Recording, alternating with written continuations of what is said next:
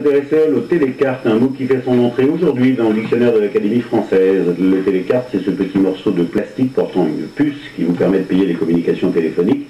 Et Corinne a rencontré un graveur sur télécarte, Patrick Demazo, technicien des équipements vidéo à TF1. Il est là, dans la régie, juste derrière moi. Vous allez voir, c'est un artiste. Qui peut être assez fou pour collectionner des cartes de téléphone? À peu près 10 000 personnes en France, car aujourd'hui la collectionnite à la mode est bien celle des télécartes. Conçue à l'origine pour endiguer la vague de détérioration des cabines publiques, la télécarte a engendré une nouvelle génération de passionnés, les télécartophiles.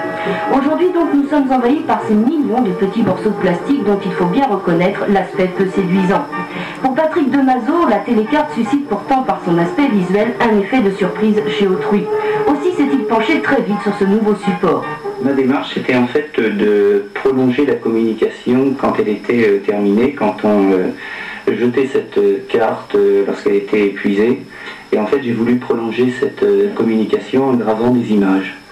Toujours à la recherche d'originalité, Patrick Demazo sculpte, grave ses télécartes et trouve le dessin qui convient à cet espace miniature. Bourré d'idées, il va même encore plus loin dans sa création en inventant un jeu de société. C'est un jeu que j'ai créé qui s'appelle la cage aux puces. Et en fait le but du jeu consiste à enfermer les puces dans ces lignes brisées que j'ai gravées sur ces télécartes.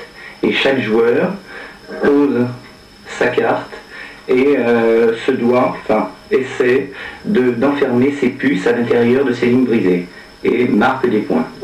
Et des points, il en marquera. Tant que la télécarte l'inspirera, Patrick Demazo, en grand communicateur, continuera à travailler cet art d'un autre genre.